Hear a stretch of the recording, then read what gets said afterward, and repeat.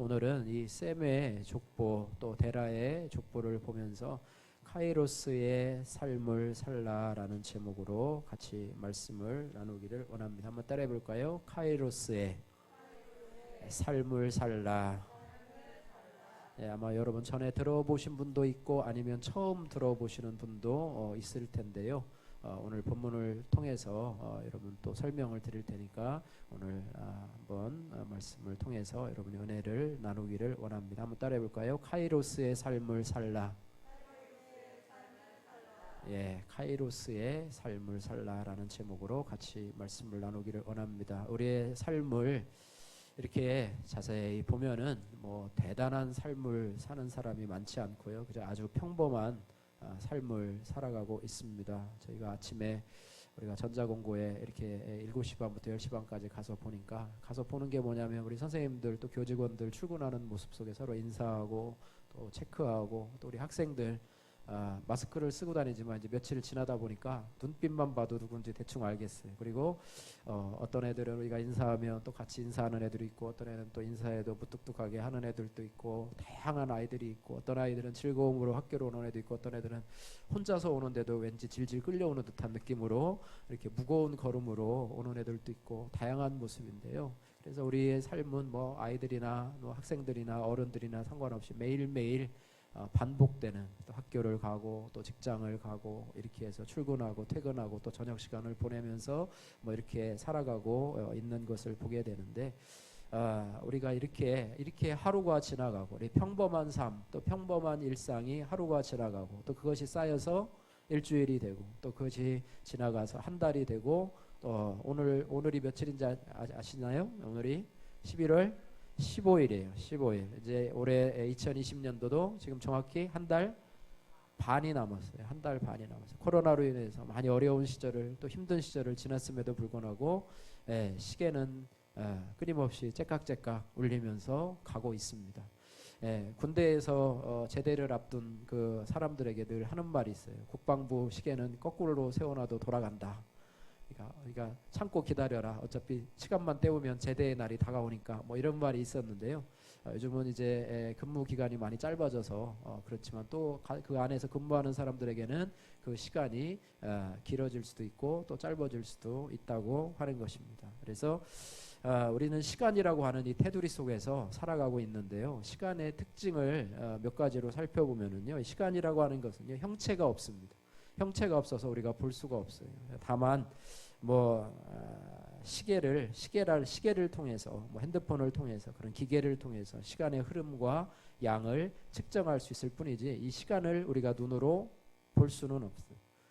그 다음에 또 시간은 누구에게나 공평하게 주어진다는 거예요. 하루 24시간은 뭐 가난한 사람이나 부유한 사람이나 어린아이나 나이 드신 분에게나 공평하게 24시간이 주어진다는 것 이것이고요. 또 시간은 사용하지 않고 그냥 내버려둬도 자연적으로 소멸된다는 것이 특징이 있습니다. 또 시간은 저장할 수도 없고요. 붙잡아둘 수도 없고 또 남에게 양도하거나 매매할 수도 없는 특징을 가지고 있습니다. 또한 시간은 자신의 심리 상태에 따라서 느끼는 것이 달라져요. 그래서 똑같은 시간이라도 재밌는 드라마를 볼 때는 시간이 금방 가고 그죠? 예능 프로그램을 볼 때는 1시간도 금방 가고 고통스러운 시간 또 남을 기다리는 시간 5분이 왜 이렇게 긴지 그런 상대적인 시간의 개념을 가지고 있다고 하는 것이에요. 그래서 성경에도 보면은요 여러 가지 시간에 대한 말이 있는데 그 중에서도 이 에베소서 5장 17절 말씀에 보면은 세월을 아끼라. 뭐가 악하니라? 때가 악하니라. 이 세월이라는 말이 카이로스라는 말이에요. 그래서 세월을 아끼라. 때가 악하니라. 그래서 시간을 우리에게 주어진 시간을 소중히 여기라는 그런 말을 하고 있습니다. 그래서 오늘 제목에 이 카이로스가 있고요. 또 하나의 시간 개념이 뭐냐면 크로노스가 있습니다. 따라해보세요. 카이로스, 크로노스. 이거 헬라어 단어예요. 헬라어 단어인데 이거 헬라어를 공부하고 싶은 분은 신학교를 가시면 잘 배울 수 있습니다. 히브리어도 배울 수 있어요. 정말 머리가 많이 아픈데요. 헬라어로 카이로스 따라해보세요. 카이로스, 크로노스. 간단하게 얘기하면은요, 이 크로노스는 절대적인 시간, 그저 흘러가는 시간, 뭐 1일, 1분, 1초, 1분, 1시간, 뭐 한 달 이렇게 하면서 봄, 여름, 가을, 겨울 이렇게 해서 흘러가는 시간을 크로노스라고 하고 있어요. 그 다음에 그 안에서 상대적인 시간을 카이로스라고 하고 있습니다. 그래서 카이로스는 우리 삶 속에서 매일 일어나는 시간이 아니고요. 우리에게 갑작스럽게 일어난 의미 있는 시간, 또 의미 있는 어떤 사건들, 또 그런 사건들, 뭐 여러분이 정말로 하나님 앞에 큰 기도의 응답을 받았다. 그러면 그것이 무슨 시간이냐면 카이로스의 시간이고, 여러분이 고통의 시간 속에서 정말 내가 우리 삶을 돌아볼 때, 여러분이 지금까지 삶을 살아왔는데 이렇게 돌아보면 삶의 여정들이 있잖아요. 그죠? 내가 예수님을 믿고 또 뭐 하고 뭐 이사를 하고 또 뭐 아이를 가지고 뭐 이런 여러 가지들이 이렇게 생각나는 순간들, 의미 있는 시간들이 바로 카이로스의 시간이라고 하는 것입니다. 그래서 그런 부분들이 있습니다. 그래서 크로노스는 일반적인 의미의 시간을 의미하고요. 수평적이고 직선적인 의미의 시계나 달력으로 계산되는 그런 시간을 의미하고 있고요. 이 카이로스는 의미의 시간인데요. 결정적인 때나 기회를 뜻하고 있습니다. 그래서 한 개인에게 있어서 또 역사에 있었든지 어떤 결정적인 시간이나 기회가 임했을 때 이것을 카이로스라고 이렇게 이야기를 합니다. 그래서 크로노스의 시간은 쉼없이 흘러가지만 카이로스의 시간은 갑작스럽게 일어나고 자신을 변화시키는 의미 있는 시간이다. 그죠? 오늘도 감사헌금 드린 집사님인데 감사헌금을 드렸다는 것은 뭔가 특별한 일이 있었다는 거예요. 그죠? 감사할 일이 있었다는 게 카이로스의 시간이라고 하는 것입니다. 그래서 성경에서 가장 오래 산 사람이 누구냐면 무두셀라예요. 몇 세를 살았죠? 969세를 살았는데요. 그 사람은 이 오랜 시간 동안 살았어요. 아주 오랜 동안 이 크로노스의 삶을 살았는데 성경에 기록된 것은 그냥 몇 살 살았다 이 정도밖에 없어요. 그래서 이 카이로스의 삶은 아주 적었던지 아니면 없었던지. 그래서 여러분 비석 아시죠? 비석. 성묘 이렇게 가다 보면 몇 년도에 태어나서 몇 년도에 죽었다. 끝. 그냥 크로노스의 시간만 그냥 흘려보내. 태어나서 죽었다. 그러나 그 안에 의미 있는 시간을 산 것들은 뭐 거기에 기록하지 않더라도요. 하나님이 기억하시고 또 우리 자신이 기억하고 주위의 사람들이 기억하는 의미로운 의미가 있는 그런 카이로스의 시간이 우리에게 삶이 됐다고 하는데요. 반면에 무두셀라와는 다르게 이 예수 그리스도는 30세를 사시고 33세를 사시고 그 다음에 33세 안에서 3년 동안은 이제 공생의 사역을 하고 계시는데 그의 삶은 이 땅에 오실 때 갈라디아서에 보면 때가 참에 하나님의 아들 예수 그리스도가 이 땅에 오셔서 카이로스의 시간을 사시다가 이제는 하나님의 뜻을 다 이루고 다 이루셨다라고 하시면서 이 땅을 33세를 사셨는데 그의 삶은 다 크로노스의 삶을 살으면서도 그 안이 다 카이로스로 채워진 그런 멋진 삶을 사셨다고 하는 것입니다. 그래서 우리의 평범한 일상 속에서요, 세월을 아끼라, 때가 악하니라, 세월을 아끼라. 우리가 흘러가는 크로노스의 삶을 그저 그냥 살아가는 것이 아니라 그 속에서 의미 있는, 하나님 앞에 의미 있는 카이로스의 삶을 살아가는 것, 이것이 바로 세월을 아끼라. 세월을 아끼라는 것은 이 세월이라고 하는 단어가 카이로스란 단어예요. 카이로스예요. 그래서 이거 세월을 아끼라는 것은 뭐냐면 그 카이로스라고 하는 그런 의미 있는 시간을 자기가 대가를 지불하고 살아는 그런 원문의 의미가 있습니다. 이 카이로스라고 하는 그것이요, 이게 고대 로마의 제우스의 아들이라고 그리스 로마 신화에 나오는 신이에요. 기회의 신이고 상대적인 시간의 신이 카이로스인데요.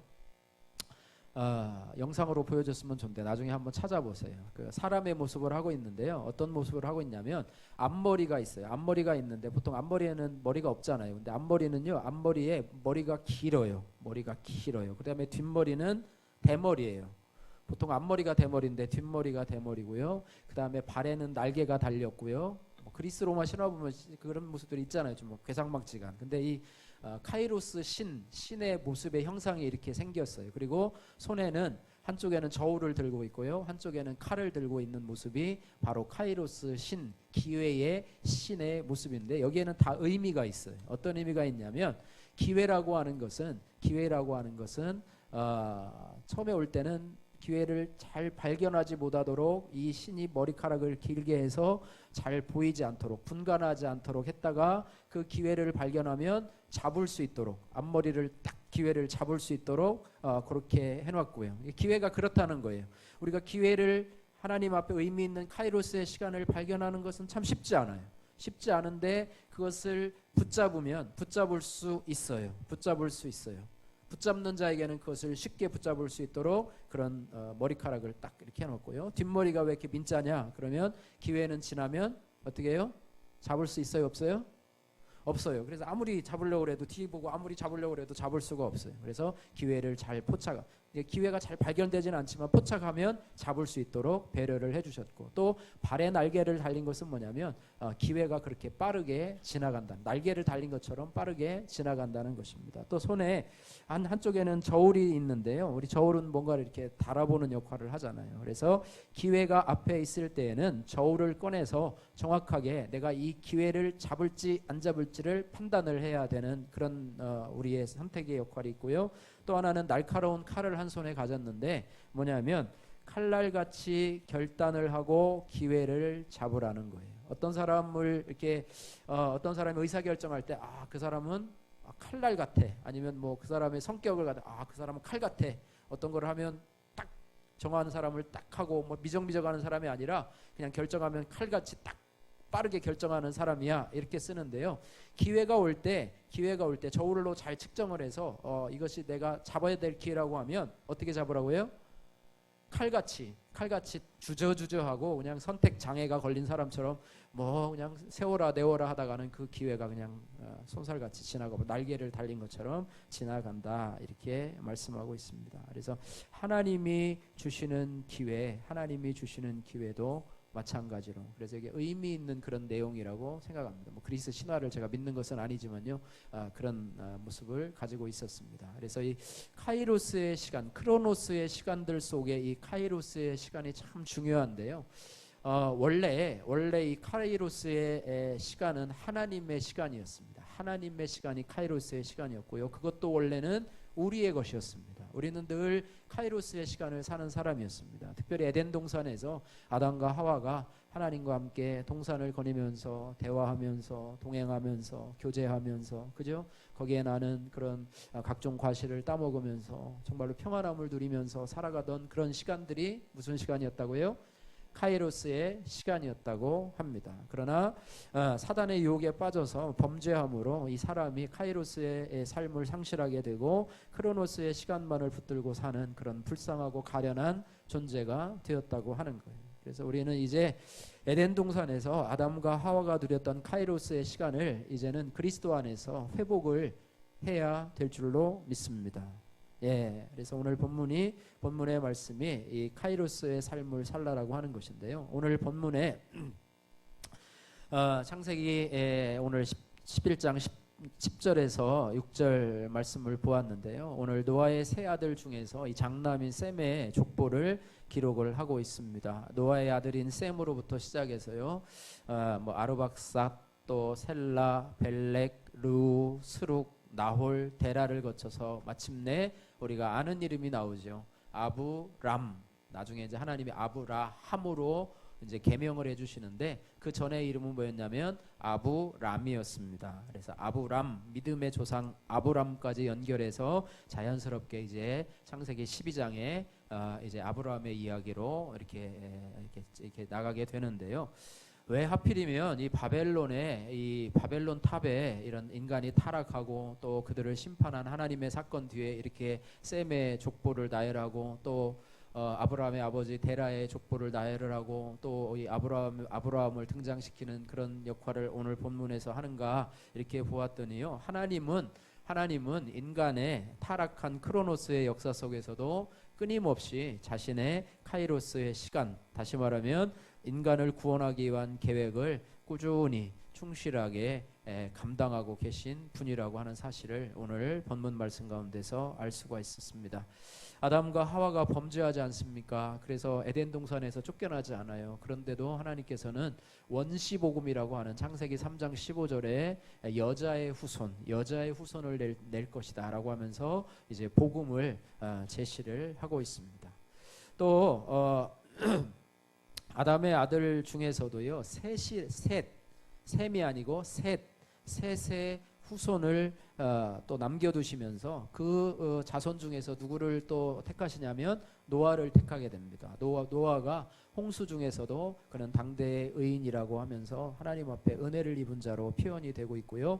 노아 홍수 중에서도 노아와 또 그 세 아들 셈과 함과 야벳을 택하셔서 노아 홍수 중에서 이제는 이 세상에 또 예비를 해주셨고요. 또 노아의 아들 중에서도 세 아들 중에서 누구를 택하셨어요? 셈을 택하셔서 그의 후손으로 말미암아서 이제는 아브라함이 나오게 하고 그 씨로 말미암아서 그 다음에 아브라함 이후에는 누가 나옵니까? 이삭과 그 다음에 야곱이 나오고 또 그것을 거쳐서 야곱의 12아들 중에서 누가 또 택함을 받냐면 유다 지파가 택함을 받고 유다 지파를 통해서 누가 오시냐면 예수 그리스도께서 이 땅에 오시는. 그래서 하나님은 타락한 인간의 모습과는 전혀 상관이 없이 당신의 뜻을 이루시는, 당신의 카이로스를 이루시는 그런 일을 묵묵히 감당하시는 그런 하나님이시라고 하는 것을 볼 수가 있습니다. 셈의 계보를 보게 되면은요, 의인들만 기록되지 않았다고 하는 그런 특징들도 가지고 있습니다. 선택된 셈의 후손들이라고 해서 다 탁월하고 경건한 사람들만 있는 것이 아니고요, 그 중에는요 우상 숭배자들도 포함이 되어 있습니다. 그래서 우상 숭배가 나타난 것을 보면 이 죄의 영향력이 얼마나 큰지를 알 수가 있습니다. 예, 여러분요, 셈은 오늘 본문에 보니까 노아 홍수 2년 후에 100세되던 해에 아르박삿을 낳았고요. 또 그 후에도 500년을 더 살았습니다. 여러분도 오래 살고 싶죠? 한 500년 정도 살고 싶죠? 옛날에 한 500년 뭐 이렇게 하면서 했는데 500년을 더 살았대. 물론 이제 홍수 이후로 인해서 기후 환경이 변화함으로 인해 사람들의 수명이 점점 줄어드는 모습을 보게 되는데요. 그래서 나홀은 29세에 데라를 낳았고 119년을 더 살았고, 그냥 만약 이 계보가 한 세대도 빠지지 않고 기록되었다면 셈은 아브라함이 태어난 이후에도 150년을 더 살았다고 하고요. 이삭이 50살 되던 해까지도 살았다고 우리가 추측을 해볼 수 있다고 합니다. 그래서 홍수 심판을 직접 체험한 셈이 아닙니까? 그죠? 노아 방주에 직접 타고 하나님의 홍수 심판 비 오는 것도 보고 또 그 안에서 1년을 거하면서 세계를 방황하다가 또 나와서 하나님을 경외하는 삶을 살아야 된다고 정말로 이렇게 처절했던 이 셈의 모습을 볼 때에는 그 자녀들이 신앙 안에 설 수 있도록 얼마나 힘을 쓰고 애를 썼겠습니까? 예. 참으로 하나님을 경외하고 그분의 말씀에 순종하면서 살아가야 된다고 그 자손들에게 강조하고 또 강조하지 않았겠습니까? 그런데도 불구하고 그들이 부패하고 또 타락한 모습을 볼 때 어떻게 보면 이 경건한 셈의 자손 중에서도 우상을 섬기는 사람들이 그 족보에 나타나는 것을 볼 때에 혈통이 신앙을 보장해 주지 않는다.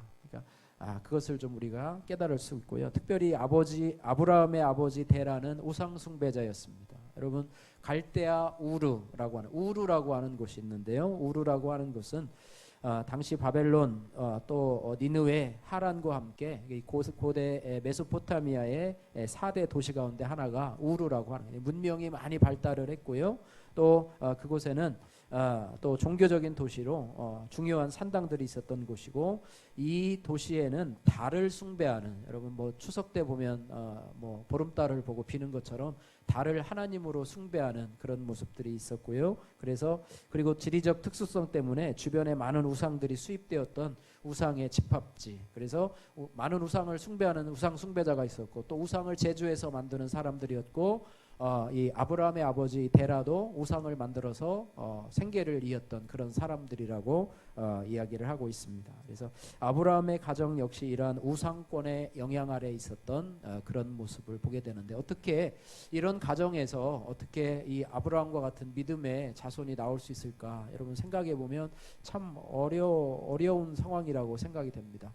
아브라함이 정말 하나님께 대한 믿음을 가질 수 있었을까? 그죠? 경건한 가정에서 자라나서 어려서부터 때부터 모태신앙으로 자라나서 우리로 얘기하면 주일학교도 다니고 중고등학교 모범적으로 다니다가 믿음의 자녀, 믿음의 결혼을 하고 이렇게 해서 살아와도 믿음을 지키기에 정말 믿음의 조상으로 살아가기에 부족함이 없겠다 하는데, 아버지가 늘 우상을 만들고 또 우상 숭배를 강요하는 그런 가정들 속에서 살아났는데도 불구하고 하나님께서 어떻게 아브라함을 부르셨는가, 아브라함에게 뭔가 있지 않았었는가 생각을 해봐도 별로 그런 게 없는 것 같아요. 아브라함이 자발적으로 하나님을 찾았다든지, 그죠? 아브라함이 자발적으로 그냥 하나님의 뜻을 내가 따라갔다든지 뭐 그런 모습보다는 하나님께서 절대적인 주권 가운데, 한번 따라해 보세요. 절대적인 하나님의 주권으로 때가 참에 하나님의 카이로스의 시간 안에서 때가 참에 아브라함을 강권적으로 불러주셨던 것처럼 저와 여러분들도 때가 참에 저와 여러분도 불러주셨다는 거예요. 그죠? 이것이 바로 하나님의 은혜라고 하는 것입니다. 아브라함의 가정이 그렇게 셈처럼 그렇게 하나님을 경외하고 하나님의 엄청난 구원을 경험한 그런 가정 속에서 바로 그 다음 때에 태어났다면 이해가 돼요. 그죠? 셈이 홍수를 겪으면서 경험한 하나님을 얘기하고, 아브라함도 막 믿음이 충만하고 은혜가 충만해서 하나님이 불렀더니 바로 나오고 이렇게 하면서 갔으면 이해가 되는데, 우상을 만들고 우상을 섬기던 그런 가정들 속에서 아브라함을 택했다고 하는 것은 저와 여러분들도 어떻게 보면 우리가 하나님 앞에 직접적으로 하나님을 찾을 수 있는 그런 영향력이 되지도 않는데도 불구하고 하나님이 저와 여러분들을 택하여 불렀다고 하는 것. 왜 불렀냐? 여러분 왜 부르신 것 같아요? 여러분, 하나님이 여러분에게 뭐가 있어서 부르신 것 같아요? 나중에 천국 가셔서 한번 물어보세요. 왜 불렀냐? 저도 잘 몰라요. 저도 여러 번 얘기했잖아요. 그죠? 여러 번 얘기했는데 하나님이 부르시고 또 하나님 앞에 응답하고, 그래서 지금까지 신앙생활이 이렇게 유지가 되는데요. 그것은 하나님의 은혜라고 볼 수밖에는 없다는 것입니다. 그래서 이렇게 하고요. 그래서 이 셈의 족보를 통해서 이 아브라함이 나오는데요. 이 셈의 족보를 보면은 참 대단한 것이 없습니다. 셈 말고요, 함이 있잖아요, 그죠? 노아에게 요구를 보인, 벌거벗으면서 또 술 취해 있는 곳에 대해서 아버지를 부끄럽게 했더니 함의 자손이 저주를 받는데요. 이 함의 자손들처럼 특별히 문명의 발전을 이루거나 또 역사에 기록된 위대한 건축물을 남기지도 않았습니다. 그들 셈의 족보에는 뭐가 있냐면 오직 그냥 낳고 지내고 낳았다 뭐 이런 말들만 되풀이 된다는 거예요. 그래서 하나님은요, 평범한 사람들의 삶을 통해서도, 그죠? 대단한 일을 안 해도 평범한 삶을 살아가는 평범한 사람들의 삶을 통해서도 하나님이 특별한 일을 이루어 가시는 하나님의 역사, 카이로스의 역사를 이루고 계시는 하나님이시라고 하는 거예요.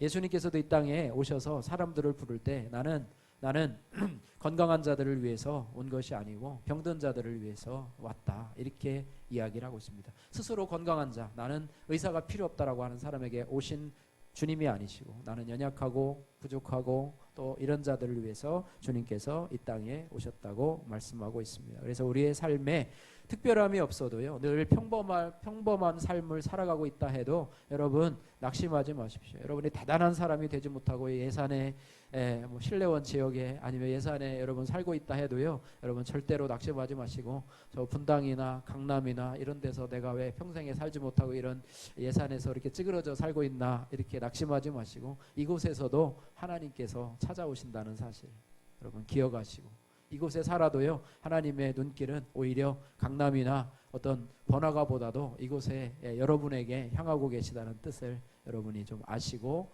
믿음으로 반응하시기를 주님의 이름으로 축복합니다. 그러면 우리가 이렇게 혼란한 시대에 어떻게 이런 하나님의 시간인 카이로스의 삶을 살아갈 것인가, 오늘 본문 말씀을 통해서 또 우리가 성경을 통해서 살아보는데요. 첫 번째는요, 따라해 보세요. 하나님의 음성을 듣는 삶을 살아가야 합니다. 카이로스의 삶을 살려면 우리가 하나님의 음성, 뭐를 듣는다고요? 하나님의 음성을 듣는 삶을 살아가야 됩니다. 하나님은 어떤 하나님이신가 하면 하나님은 말씀하시는 하나님이세요. 말씀하시는 하나님이세요. 그분은 당신의 백성들에게 늘 다가오셔서 말씀하시는 하나님이십니다. 성경에 보면 여호와께서 가라사대, 또 하나님이 가라사대, 예수께서 가라사대, 뭐 이런 말이 많아요. 혼탁한 세상 가운데서도요, 우리는 세상의 음성에 귀를 기울이는 것보다도 그 소음 가운데서도요, 세미하게 말씀하시는 하나님의 음성을 들을 줄 아는 귀가 열리시기를 주님의 이름으로 축복합니다. 그래서 우리가 지난번에 여러분 기억나세요? 우리 카톡방에 올린 것 중에서 로마서 12장 2절 말씀 여러분 기억하시나요? 혹시 외우셨나요? 너희는 이 세대를 본받지 말고 마음을 새롭게 함으로 변화를 받아 하나님의 선하시고 온전하시고 기뻐하신 뜻이 무엇인지를 기억하더라. 이것도 제가 청년 때 외운 거예요. 이번에 외운 게 아니라 청년 때 외운 게 지금까지 살아있어요. 그런데 거기 보면 뭐냐면 하나님의 음성을 듣는 것은 뭐냐면 하나님의 뭐예요? 선하시고 기뻐하시고 온전하신 뜻이 무엇인가를 분별하도록 하라, 이렇게 말해요. 세상의 소음 가운데서 여러분 뉴스를 보고 또 여러 사람들과 대화하면서 여러 가지 말을 많이 듣잖아요. 그죠? 그런 가운데서도 우리가 하나님의 선하시고 기뻐하시고 온전하신 뜻이 무엇인지를 분별하라. 쉽겠어요? 쉽지 않겠어요? 쉽지 않아요. 여러분 그걸 분별하는 것이 쉽지 않아요. 왜냐하면 너무나 여러분 주파수가 맞지 않아서 막 직직거리고 이러면 막 그 원래 그 음을 듣기가 참 어려워요. 또렷하게 그 음성만 들리면 우리가 그 말을 잘 듣는데요, 막 섞여서 잡음이 나고 막 그러잖아요. 막 서울의 지하철 속에서 막 시끄럽고 막 하는데 거기서 한다든지 아니면 시장에 가가지고 막 상인들이 떠드는 가운데서 핸드폰 통화를 하려면 너무나 어려운 것처럼요, 하나님의 선하시고 또 기뻐하시고 온전하신 뜻을 분별하는 것이 쉽지가 않지만 우리는 그러나 하나님의 음성에 귀를 기울여야지만이 카이로스의 삶을 살아갈 수 있다고 하는 거예요. 그래야 평범한 삶들 속에서 하나님의 의미 있는 시간 속에 내가 거기에 동참하게 될 수 있는 그런 은혜를 누릴 수 있다라고 하는 것입니다. 여러분 처음에 이 사무엘 선지자가요, 어린아이였을 때 하나님 그 엄마 한나가 그 엘리의 제사장에 있는 그 성소에다가 맡기지 않습니까? 그죠? 거기다 맡기게 되는데 어느 날 이제 자고 있는데 누가 자꾸 부르는 거예요. 사무엘을 부르는 거예요. 그래가지고 누구를 찾아가요? 엘리 제사장을 찾아가서 혹시 저를 부르셨어요? 그랬더니 엘리 제사장이 자다가 깨가지고 무슨 헛소리를 하느냐 그러면서 나 안 불렀는데, 그 사무엘이 가서 자는데 또 뭐가 이상한 소리가 들리는 거예요. 그래서 또 엘리 제사장을 또 찾아가지 않아요? 안 불렀어. 몇 번을 이렇게 반복하다 보니까 엘리 제사장이 조금 둔한 사람이에요. 그때 몸도 뚱뚱하지만 이렇게 하나님의 음성을 잘 분별하지 못하는 분이기 때문에 여러 번 그렇게 했더니 혹시 하나님이 너를 부르시나 보다. 그래서 무슨 소리가 들리면 그렇게 이제 나를 찾아오지 말고 하나님 제가 여기 있습니다. 주의 종에게 말씀하옵소서. 종이 듣겠나이다. 이렇게 하면 아마 하나님이 말씀하실 것이다. 그래가지고 또 그런 소리가 들리자 이 사무엘이 그렇게 얘기합니다. 제가 여기 있습니다. 제가 여기 있습니다.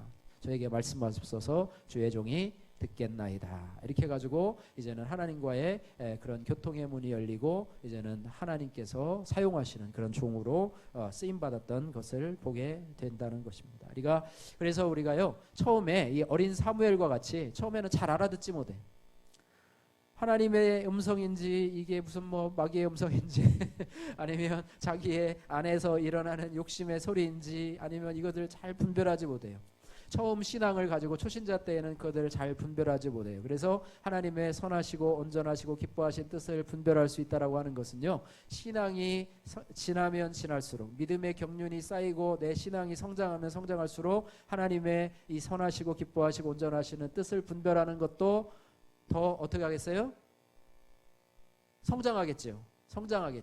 믿음이 성장했는데 하나님의 음성을 잘 몰라. 그럼 아직 초신자예요. 내가 30년 동안 내가 교회를 다녔는데 잘 못해. 그럼 아직 초신자예요.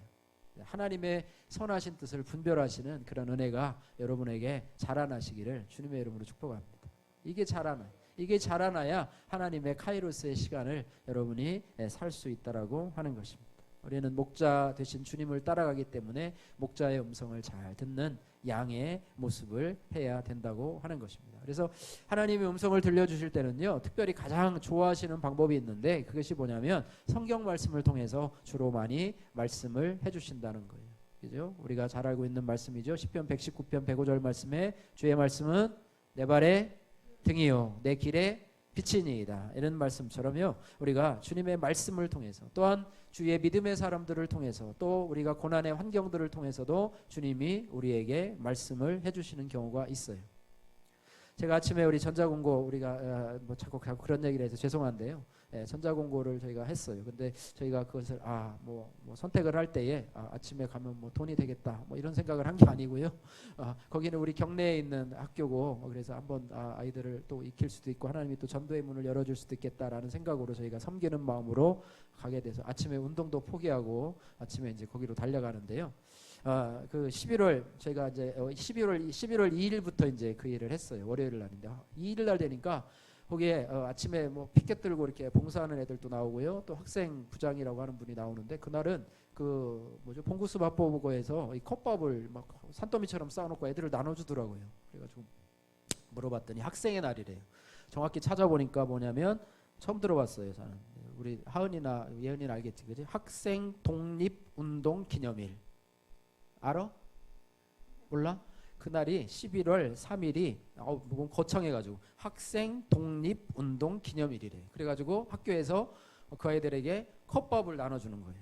컵밥을 나눠주는 거예요. 그래가지고 저희도 두 개 주더라고요. 그래서 그날 점심을 아주 맛있게 먹었는데요.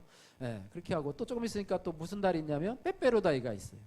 빼빼로데이가 있어가지고 그 학교는요 여학생이 3명이에요. 3명. 남학생 200명인데 여학생 3명이에요. 그래서 얼굴을 다 알아요. 그랬더니 빼빼로를 들고 오는 사람은 여학생밖에 없어요. 남자들 그냥 이렇게 오고 여학생들은 해가지고요 이렇게 비닐에다 해가지고 막 빼빼로 2개를 넣었어요. 2개를 예쁜 걸 사가지고 많이 사가지고 거기다 넣겠죠. 리본도 묶어가지고 아마 반 아이들 주려고 막 이렇게 막 사갖고 오고 또 한 여학생은 빼빼로를 통째로 사갖고 가지고 막 이렇게 들고 와 선생님도 주고 그래서 정말 아들보다는 딸이 낫다 뭐 이런 생각을 좀 하는데 그 선생님들도 그래요. 남자애들은요 자기 먹을 거 갖고 오는 애들이 있는데 주로 안 갖고 온대. 그래서 그날은 또 무슨 데이냐면 가래떡 데이예요. 그래서 애들이 또 가래떡을 또 어디서 들고 오더라고요. 그래서 뭐 뜨끈뜨끈한 걸 들고 와요. 발열 체크하는데 막 온도도 막 올라가고 삐요삐요하고 막 난리 났어요. 가래떡을 들고 오는데 애들이 또 어디서 맞춰서 참 기특하다 어디 떡집에서 맡겨가지고 아이들을 반별로 이렇게 나눠 먹는가 보다 이렇게 생각했더니 아이들은 절대로 안 갖고 온대요. 그래서 급식실에서 해가지고 반별로 이렇게 타가라고 그래가지고 대표들이 이렇게 타가는 거더라고요. 근데 가래떡 저희도 먹고 싶었는데 아무도 주는 사람이 없더라고요. 그래서 마음이 좀 서글펐는데 뭐 그런 건 아니고요. 그래서 저희가 그래서 무슨 생각을 했냐면 무슨 생각이 하나님 이렇게 주시냐면 성탄절 우리가 지나고 나서까지 우리가 봉사를 하잖아요. 12월 31일까지 이제 아이들 출근하는 때까지 방학 주기 전까지 하는데 얘들한테 성탄절 선물을 좀 나눠주면 어떨까라고 하는 생각을 스치면서 주셨어요. 그 아이들 참 힘들고 어려운데 어떻게 보면 막 아산에서도 오고 천안에서도 오고 당진에서도 오고 또 예산에서도 막 어떤 애들은 자전거 타고 오고 별의별 애들이 다 많은데 그거 하나 컵밥 하나 줬더니 아이들이 좋아하고 또 빼빼로 하나 나눠준 그걸 이렇게 좋아하는데 예수님 오신 성탄절에 우리가 성탄 선물을 좀 이렇게 좀 포장을 해서 스티커를 붙여서 메리 크리스마스 요즘 할로윈데이 뭐 귀신날 이것도 막 요즘에 유행하잖아요. 그런데 예수님 오신 날 요즘에 메리 크리스마스라는 말도 자꾸 사라져요. 뭐 해피 할로데이 뭐 이렇게 해가지고요 즐거운 휴일이라는 말. 그러니까 예수님 그러면서 거기다 성경 구절 하나라도 써서 주면 아이들이 1초는 보잖아요, 그죠? 0.5초는 삑 버리는데 그 정도는 알아요. 제가 그걸 보고 모셔놓고 집에다 붙여놓고 이런 애는 아무도 없는데 그걸 보고 성탄절이구나 또 거기에 있는 성경 구절을 0.2초라도 한번 보면 나중에라도 한 사람이라도 그 중에 한 사람이라도 정말 주님께로 돌아올 수 있다면 이것이 참 의미 있는 선물이 아닐까 생각을 하다가 이제 그거를 구체화시키려고 보니까 돈이 너무 많이 들어요. 그래서 선생님한테 컵밥을 몇 개를 준비했냐 보니까 300개를 준비했대요. 근데 그날 3학년들이 실습을 나가고 그래서 200개 정도만 나갔는데 그래서 남은 거를 아이들한테 3개도 주고 2개도 주고 그래서 다 팔기는 팔았더라고요. 그래서 저희들도 주고 그래서 그런 생각을 하면서 하나님께서 우리가 이전 헌금을 하잖아요. 이전 예배 때 우리 기념 헌금을 하는데 그것 좀 보태고 또 우리가 또 잘 이번에 또 서울에 있는 어느 교회에서 또 선교 바자회를 하는데 또 요청을 해가지고 그걸 만들어서 아이들한테 좀 주면 어떤가. 교회 이름은 안 쓰고 성경 구절하고 메리 크리스마스 하고 안에다 뭐 초콜릿도 넣고 사탕도 넣고 해가지고 이것저것 주면 어떤가. 이런 생각을 좀 해봤어요. 여러분은 이제 지금 처음 들으니까 여러분 좋은 생각이라고 생각이 되죠. 한 사람이라도요 구원을 얻을 수 있다면 그것이 얼마나 귀중한 건지. 그 아이들 보면은요 되게 어려운 환경 속에서 뭐 하나 이렇게 받는 것, 누가 성탄 선물 누가 주겠어요, 그죠? 성탄 선물 누가 하나 주겠어요. 그런 걸 보면서 이 주님의 마음으로 주면 이것도 참 귀한 일이 되겠다 이렇게 생각하면서 저한테 그런 생각들을 주셨어요. 이것도 하나님의 선하시고 또 기뻐하시고 온전한 생각이라고 되는데 또 이것이 아름답게 잘 이루어질 줄로 믿습니다. 할렐루야. 그런 것들을 우리가 생각을 해보면서, 물론 우리가 이제 그걸 하고서 이제 다음에 그 아이들을 다시 볼 수 없을지도 몰라요. 저희가 다시 그 학교로 들어간다는 보장은 없으니까요. 그래서 그런 생각들을 해봤고요. 우리는 삶의 다양한 부분들 속에서 이렇게 말씀하시는 하나님을 우리가 좀 경험할 수 있다. 경험할 수 있으면 좋은 거라고 생각이 됩니다. 그래서 오늘 하나님께서요 창세기 12장 1절에 이런 셈의 족보 하에 있는 아브라함을 부르시는데요, 뭐라고 말씀하시냐면 이렇게 말씀하십니다. 12장 1절 말씀 한번 보세요. 여기 보면 여호와께서 아브라함에게 이르시되, 지금은 이르시되지만 예전에는 가라사대 이렇게 됐겠죠, 그죠? 여호와께서 아브라함에게 가라사대 그러면서 뭐라고 그랬어요? 너는 너의 고향과 친척과 아버지 집을 떠나 내가 내게 보여줄 땅으로 가라 이렇게 말씀하셨으니까 아브라함이 들었겠죠, 그죠? 들었겠죠. 너의 고향과 친척과 아버지 집을 떠나서 내가 내게 지시할 땅으로 가라 그렇게 말씀을 했습니다. 그렇게 말씀을 하고요. 또 그렇게 말씀하신 것이 아니라요, 그렇게만 말씀하신 것이 아니고 그럼 뭐야? 가라는데 왜 가라는 거야? 도대체 왜 떠나라는 거야? 이렇게 의심을 하지 않겠어요, 그죠? 뭐야? 왜 가라는 거죠? 왜 그러지? 그런데 2절 말씀해 보니까 하나님의 약속에 2절 3절 말씀해 보니까 구체적으로 떠나서 내가 지시할 땅으로 가면 내가 너를 이렇게 하겠다라고 구체적으로 약속을 하십니다. 자, 2절 3절 말씀 같이 한번 읽겠습니다. 내가 너로 큰 민족을 이루고 내게 복을 주어 내 이름을 창대하게 하리니 너는 복이 될지라. 너를 축복하는 자에게는 내가 복을 내리고 너를 저주하는 자에게는 내가 저주하리니 땅의 모든 족속이 너로 말미암아 복을 얻을 것이라 하신지라. 만약에 여러분이 아브라함이라고 생각해 보세요. 하나님의 말씀을 들었는데 오늘 2절의 말씀을 보면서 나로 큰 민족을 이룬다고? 지금 내 가족도밖에 없고 그 당시에는 자녀가 있었어요, 없었어요? 아브라함에게 자녀가 없었어요, 그죠? 자녀가 없었어요. 근데 큰 민족을 이룬다고? 내게 복을 준다고? 또 내 이름을 창대케 하신다고? 또 내가 복의 근원이 되게 한다고? 이런 말을 하고, 나를 저주하는 자에게는 저주하고 나를 축복하는 자에게는 축복해 주신다고? 이거 괜찮은데? 뭐 그렇게 생각하지 않을 거 아니에요. 이거 괜찮은데? 그 하나님이 나를 이렇게 크게 해주신다고? 그럼 나는 이 고향과 친척과 아비의 집을 해서 하나님이 나에게 지시하는 곳으로 따라가기만 하면 하나님이 나에게 이렇게 해주신다고? 여러분 같으면 아마 합리적으로 머리로 생각을 해서 나를 이렇게 창대하게 해주시고 나로 큰 민족을 이루고 내가 복의 근원이 되게 해주신대. 그러면 그것을 따라갈 수도 있겠죠. 그렇게 따라갈 수도 있는데 아마 아브라함도 아마 고민을 했을 거예요. 그 하나님에 대한 믿음이 있어야지 따라가는 거 아니에요, 그죠? 말씀이 주어졌고 여러분이 할 수 있는데 이게 사기를 당할 수도 있잖아요, 그죠? 얼마를 투자하면 얼마를 준다는 그걸 따라가서 사기를 당해서 인생 망하는 사람이 많이 있는데, 도대체 하나님이 어떤 분이신데 나에게 이런 약속을 할까 하고 많이 고민도 하고 나름대로 아마 생각도 했을 거예요. 그래서 하나님이 우리에게요 이런 말씀을 주시고 또 약속을 주시고 어떤 이러한 뭐랄까요 어떤 그런 감동을 주실 때 우리는 아마 그것에 대해서 여러분 분명히 저울질을 할 거예요, 그죠? 이것을 내가 따라가는 게 좋은가, 아니면 이것을 내가 순종하는 게 좋은가, 아니면 이것을 내가 그냥 버리는 게 좋은가. 아까 얘기했던 이것을 기회라고 생각한다면요, 하나님이 우리에게 주신 기회라고 생각한다면 이것을 하는 게 좋은가 안 하는 게 좋은가 하면서 우리가 그 손에 있던 저울로 저울질을 한단 말이죠. 이 전자공고 다니는 아이들에게 성탄 선물을 주는 게 우리한테는 도움이 되는가 안 되는가? 도움이 하나도 안 되죠. 돈이 많이 나가니까. 하나에 2,000원씩만 해도 300개면 얼마입니까? 60만 원이잖아요. 60만 원 돈인데 저희가 알바비로 받는 돈은 얼마 안 되거든요. 그런데 그런 게 아니거든요. 그런데 아브라함도 아마 계산을 했을 거예요. 그러면서 하나님이 그런 기회를 주시고요, 기회를 주시고 어떻게 보면 던져주신 거예요, 그죠? 던져주신 거예요. 저에게도 하나님이 그랬잖아요. 혹시 네가 지옥 갈 사람 아니냐? 혹시 네가 지옥 갈 사람 아니냐? 그렇지, 나 지옥 가지. 이게 예수 안 믿으면 나 지옥 가지. 그렇게 하고 나도 나름대로 고민을 했어요. 기차를 타고 인천에서 내려오면서 그 말씀이 이렇게 너무 신기한 거예요. 내려오면서 무슨 말이, 고민을 많이 했어요. 진짜 고민을 많이 하고요. 그리고 나서 그때가 주일날 오후에 이제 오전에 예배를 드리고 오후에 이제 기차를 타고 내려오는데 수요일날부터 제가 교회를 찾아갔습니다. 할렐루야. 그리고 순종을 한 거예요.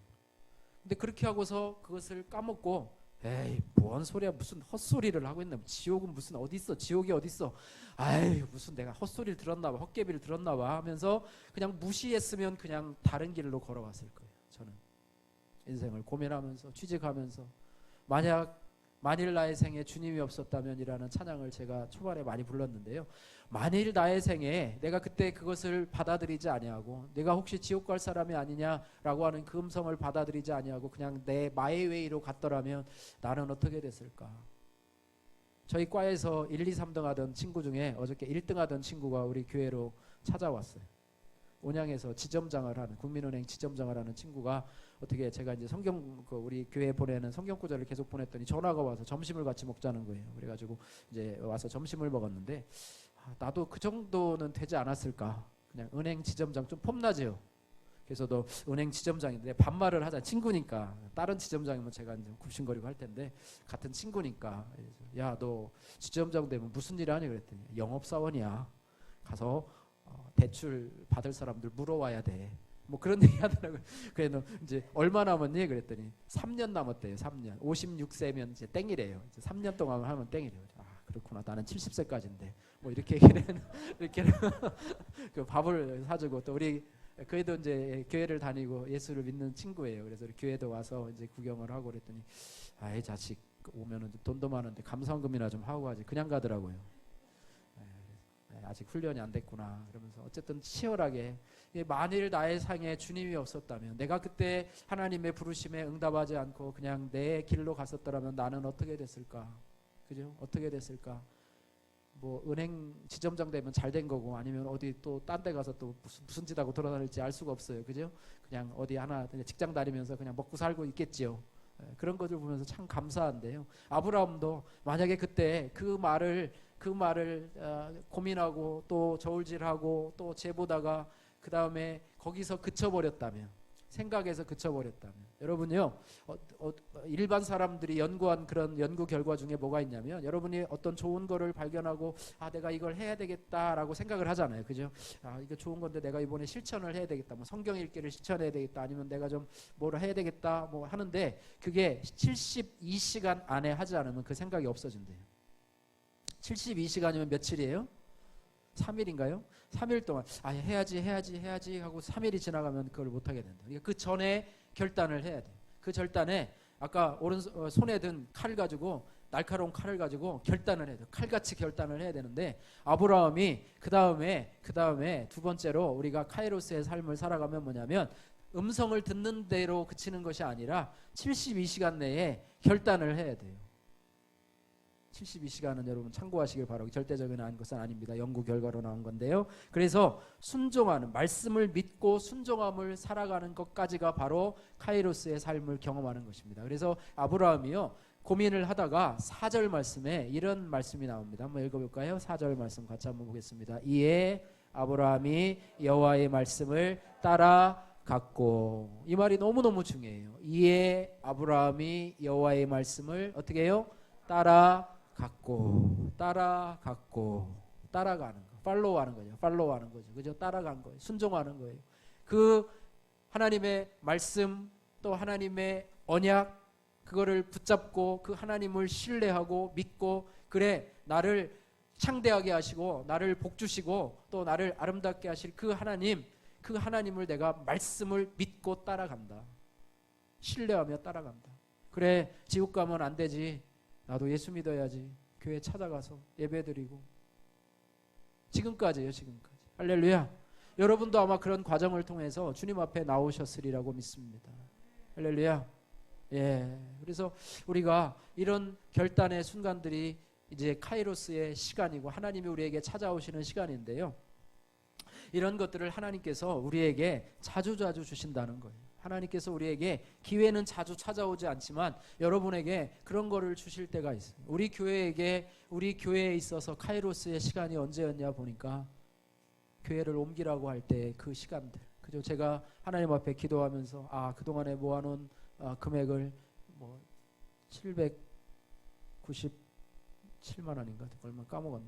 어쨌든 약 800만 원의 돈을 그 한평신약교회 소식을 제가 그 기독신문에서 들어가면서 그걸 기사를 보고 아무 생각도 없었는데 새벽에 이제 교회에서 기도하면서 너네가 오병이어의 기적을 위해서 기도하지 않았느냐. 그러면 그 도시락 네가 가지고 있는 도시락이고 네 손에 있는 곳이 뭐냐. 네가 그동안 모아놓은 돈이 아니냐. 그러면 그 교회 아무것도 없는 사택도 다 불타버리고 교회도 다 날아가 버리고 그냥 신방 가방 하나에 양복 한 벌 들고 있는 그 목사님에게 주면 그것이 오병이어의 기적으로 내가 역사하지 않겠느냐라고 하면서 그것이 그때 뭐도 얘기했냐면 마중물도 얘기했잖아요. 물을 네가 물이 필요하냐? 그러면 네가 가지고 있는 물을 거기다 부어서 그거를 해야지만이 나오지 않느냐? 그리고 네가 그동안에 오병이어의 기적으로 하나님 성전 이전할 수 있도록 우리가 성전 대지원금을 그동안에 했는데 그럼 오병이어의 기적이면 네 손에 있는 것들 그때 갖다 드려라. 그때 저도 갈등했고요. 바로 순종하고 싶었지만 우리 실행위원들과 같이 상의해서 여러분이 감사하게도 또 허락을 해주셨고 어떤 분이면 목사님 정신이 있어요 없어요? 그 땅 한 평이라도 사야지 그렇게 하면서 막 목사님 보고 뭐 그랬을 텐데 함께 동참해서 이 일이 이루어졌는데 그 시간이 바로 카이로스의 시간이었어요. 그 시간에 우리가 결단하고 하지 않았고요. 그걸 우리를 위해서 사용했다면 그 물을 마중물인데 그걸 우리가 마셔버렸어요. 마중물인데 우리가 마셔버렸어요. 오병이어의 기적을 일으키려고 소년의 손에 들린 도시락을 안 돼요. 나 엄마가 나 먹으라고 줬으니까 내가 먹어. 그 도시락. 내가 까먹었으면 오병이어의 기적이 일어나요? 안 일어나요? 안 일어나요. 그 말씀에 순종하는 그 시간들을 통해서 하나님이 역사하시는 카이로스의 시간을 저희들이 경험하게 되었다는 건 너무 감사해요. 너무나 감사해요. 저희 교회가 이렇게 이 코로나 이런 와중에서도 저희가 이렇게 이 재정을 유지할 수 있었던 이유는 하나님께서 너희가 주어라 그리고 은혜의 강물을 흘러보내는 교회가 되어라 라고 할 때 오히려 이 어려울 때 움켜줘야 되는 게 맞잖아요. 움켜쥐고 쓰지 않고 지출을 줄여야 돼요. 다른 교회도 마찬가지더라고요. 코로나 때 재정이 남는 이유는 쓰지 않기 때문에. 근데 저희는 그대로 나고 여러분들도 선교사 가정에 계속해서 헌금을 보내시죠. 요즘에요 선교사 자르는 데도 많아요. 선교헌금이요 안 보내요. 3만 원이에요. 작은 돈 같지만요 큰 돈이에요. 여러분 주 후원교회가 있고요. 그 다음에 이제 각 개인들 한 3만 원 5만 원씩 보내가 있는데요. 선교사님들 얘기를 들어보면요 개인적으로 아시는 분들이 3만 원 5만 원씩 하잖아요. 1년 하고 끊어버리는 데가 몇 년이 있으면요 그냥 씨가 싹 말라버린대요. 없어요. 여러분은 계속 나가죠. 또 저희가 또 매달 10만 원씩 나가죠. 또 저희 사랑의 헌금 해가지고 또 나가죠. 이게 나가는 게 많아요. 들어온 건 없는데 나가는 게 많은데 하나님이 채워주세요. 할렐루야. 여러분의 가정도 마찬가지예요. 움켜쥐고 있다고 그걸 마신다고 해서 그게 되는 게 아니라요. 그래서 하나님이 우리가 사용하는 이 재정 중에는요 하나님 앞에 드려야 될 부분도 있고 또 사람에게 나눠야 될 부분도 있다는 거예요. 그거를 다 내 것으로 알고 사용하면요 그것이 우리를 부유하게 하지 않아요. 그것을 우리가 체험하게 되는 거예요. 그래서 그것이 바로 우리가 카이로스의 시간을 함께 우리가 경험해 나가는 것이라고 하는 것입니다. 할렐루야. 그냥 와서 예배드리고 가고 그거는 그냥 크로노스의 시간이에요. 그러나 그 가운데서 하나님이 말씀하시고 하나님의 말씀을 듣고 거기에 반응하고 순종하면서 카이로스의 역사를 이루어가는 것, 이거는 하나님이 보시기에 하나님의 기뻐하시는 일을 또 온전하신 뜻을 준행하는 그런 삶을 살아가고 있는 저희들의 모습이라고 하는 것입니다. 할렐루야. 너희가 이 세상에서 살다가 뭐 하다 왔냐? 그러면 내가 그냥 아이들만 키우다 왔어요. 저요 프로야구 선수인데요. 제가요 기록도 많이 세우고요. 연봉도 많이 타서요. 그거 프로야구 하다 코치하다 감독하다가 왔어요. 그럴 수도 있죠. 그런 사람들이 많아요. 그러나 하나님이 우리에게 예수 그리스도를 통해서 찾아오셔서 우리로 카이로스의 삶을 살게 하시고 또 예수님을 영접하고 그 이후로도요 하나님의 음성을 분별해서 또 중간중간에 우리에게 기회로 다가오시는 카이로스의 시간들을 우리가 선용함으로 인해서 우리가 어떻게 보면 징검다리처럼 가끔씩 있는 순간들이지만 그 순간에 여러분들이 그 기회를 여러분이 놓치지 말고요 그것을 선용하시고 순종하시면서 여러분에게 그것이 복이 되는데 하나님이 뭐라고 그러냐면 잘했다 착하고 충성된 종아. 어저께 다니엘 기도회 때도 제가 그 은혜를 받았는데요. 잘했다, 착하고. 얼마나 많이 남겼느냐가 아니라 그 선교사님이 그런 얘기를 하더라고요. 얼마나 많이 2달란트에서 2달란트나 5달란트, 5달란트를 남기는 게 아니라 맡겨진 일이 크든지 작든지 간에 거기에 너희가 얼마나 충성했느냐, 얼마나 충성했느냐. 할렐루야. 뭐 얼마나 많은 걸 남기고 조금 남기면은 막 꾸짖고 그러는 하나님이 아니라 얼마나 충성했느냐, 거기에 대해서 잘했다, 착하고 충성된 종아. 네가 하나님 우리에게 말씀하시고 우리가 그 말씀에 대해서 순종하면 잘했다, 착하고 충성된 종아. 할렐루야. 예, 이것이 바로 우리들에게 주어진 하나님의 은혜라고 하는 거예요. 그래서 하나님 앞에 우리가 카이로스의 시간들이 뭐 다 채워줄 수 있으면 좋지만 우리는 그렇지 않잖아요. 세상에 막 시끄러운 복잡한 평범한 삶을 살아가는 저와 여러분들이잖아요. 매일매일 살아가는 삶이 비슷하잖아요. 그러나 그 순간순간에 우리가 하나님을 가까이 하고 말씀을 가까이 할 때 우리에게 주시는 성령의 감동, 또 우리에게 주시는 하나님의 말씀들을, 기회들을, 하나님 앞에 헌신할 수 있는 기회들을 우리가 놓치지 말고 잡아서 하나님 앞에 축복을 받을 수 있는 기회, 또 하나님 앞에 영광을 돌릴 수 있는 기회로 삼는다면 그것이요, 큰 교회 다니면서 그저 그냥 자리만 채우고 하는 게 아니라, 여러분, 크고 작은 교회 문제가 아니라요, 나와 하나님과의 관계가 문제인 것 같아요. 할렐루야. 여러분, 그게 문제가 아니고 하나님 앞에 그런 자들을 칭찬하시는 그런 하나님의 모습을 보게 된다고 하는 것입니다. 어저께 국민일보에서 우리 기사가 나왔는데요. 송재호 우리 탤런트, 그죠? 송재호 장로님, 오륜교회 장로님이세요. 우리 지금 다니엘 기도하는 장로님인데 기사가 나왔어요. 그분은 뭐가 제일 매력적이에요? 인자한 미소. 웃는 이 미소가 지금 여기 이렇게 제가 사진을 갖고 나왔는데, 그죠? 이분 82세를 이렇게 했는데 처음부터 예수 믿었던 분이 아니고요. 그래도 청년 때는 부적을 갖고 다니면서 했었고, 그의 부인은 1년에 한 번씩 1,000만 원짜리 구술하던 사람이었는데요. 그런 사람이었는데요. 어느 날 갑자기 이 부인이 꿈속에서 예수님을 만났다. 꿈속에서 예수님을 만났다 그러면서 그 송재호 그 남편에게 성경책을 갖다 주면서 우리 예수 믿자고 그랬더래. 그래가지고 그때부터 예수님을 믿어가지고, 또 중간에 교통사고로 아들을 잃는 그런 어려움도 당하면서도, 그러면서도 이렇게 해가지고 마지막에 뭐라고 얘기를 하냐면 그 사람들이 간증하는 내용들이 뭐냐면 이렇게 이야기를 합니다. 다른 사람에겐 국민 아버지로 불릴 줄 모르지만 성도들에게는 영적 롤 모델이었습니다. 장로님과 함께 신앙생활할 수 있어서 행복합니다. 또 한 권사님은 뭐라고 얘기냐면 주일 오전 예배를 마치고 나오면 김은호 목사님과 나란히 서서 성도들과 악수도 나누고 때론 안아주시기도 했는데 그때의 인자한 미소가 잊혀지지 않습니다. 또 전도부 담당 목사님은 그래요. 대중에게 알려진 연예인으로서 자신의 신앙이 알려지는 것에 대해 부담을 가질 수도 있는데 장로님은 전도지나 교회 브로셔에 사진이 필요할 때마다 적극적으로 나서 주실 만큼 교회를 통해 영혼이 구원받는 일을 기뻐하셨다, 이렇게 말을 하고 있고요. 중요한 우리 김은호 목사님은 이 송 장로님을 뭐라고 표현하냐면, 송 장로님은 뭐 개척교회부터 같이 있었대요. 근데 송 장로님은 온몸으로 하나님의 나라와 그의 의만을 구하는 삶을 살아오셨던 분으로 기억될 것입니다. 할렐루야. 어저께 다니엘 기도하면서 우리 집사님 올리셨죠. 그죠? 먼저 그 나라와 그 일을 구하라 그랬는데, 목사님의 입에서 장로님에게 그는 먼저 그 나라와 그 일을 구한 장로님으로 나의 마음속에 기억될 것이다. 이렇게 얼마나 큰 칭찬이에요. 그죠? 이게 그만큼 그는 이 크로노스의 삶이 아니라 카이로스의 삶을 살아갔던 장로님. 그래서 그렇게 삶을 살아가는 사람은 뒤에도 기억이 되고, 그래서 우리의 영적인 롤모델, 사람들에게는 탤런트, 일반 국민들에게는 별명이 뭐냐면 국민 아버지로 이 송재호 씨지요, 씨라고 배우지요, 기억이 되지만 신앙인들에게는 영적인 롤모델로 인자한 미소로 기억되는 좋은 믿음의 사람으로 기억되는데, 여러분이 우리가 이 땅을 살아가면서 빠른 삶이고요. 어저께도 그러게 했대요. 100세도 못 되는, 그죠? 색스폰 보시는 그 문화사역자, 그분이 그러더라고요. 100살도 못 사는 삶인데 우리가 하나님을 위해 헌신해야죠. 뭐 그러면서 저 색스폰 거기 유튜브 가서 들어봤는데 참 마음이 감동이 되더라고요. 그래서 그런 거를 보았는데요.